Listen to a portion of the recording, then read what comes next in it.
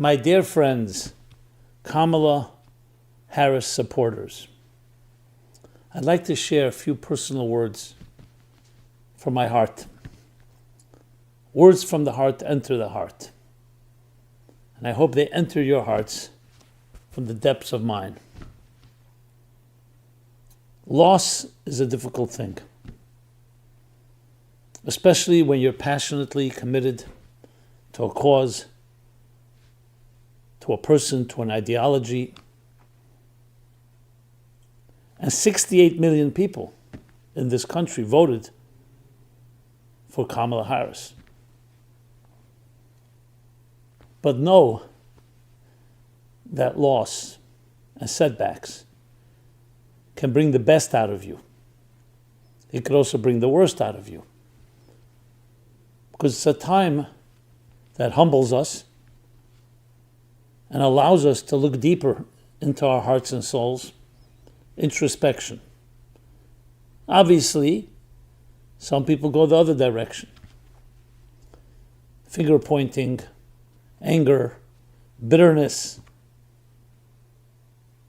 blaming.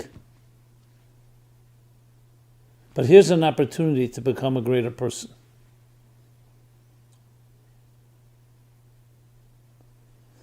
To look at the situation, even though it was a devastating loss, and yet become someone stronger.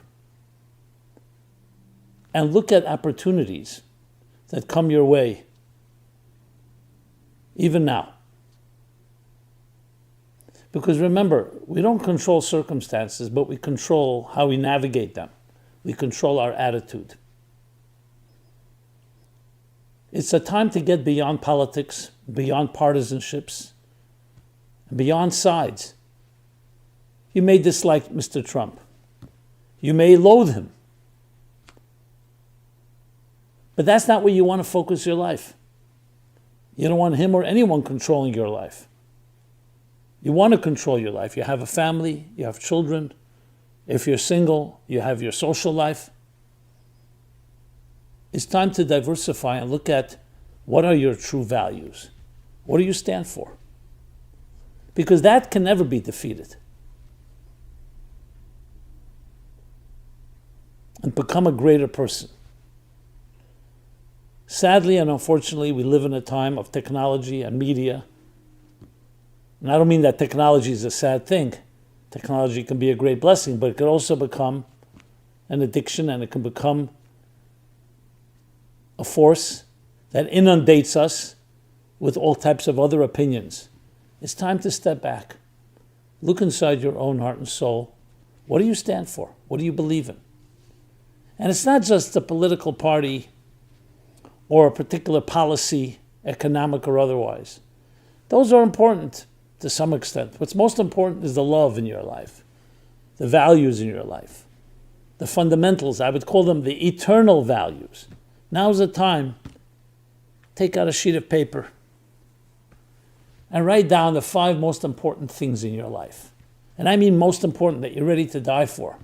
I mean in a good way, that you're ready to really go fight for. You don't want to be defined by your political party, by your candidate, by wins or losses, frankly. You want to be defined by what is your mission in this world. Why were you sent here?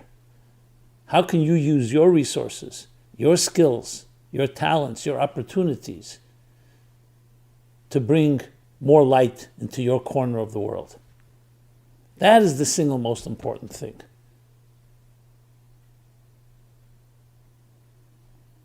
So while there is a certain sting to every loss, especially, as I said, for something you fight for, but you go on. That's your victory.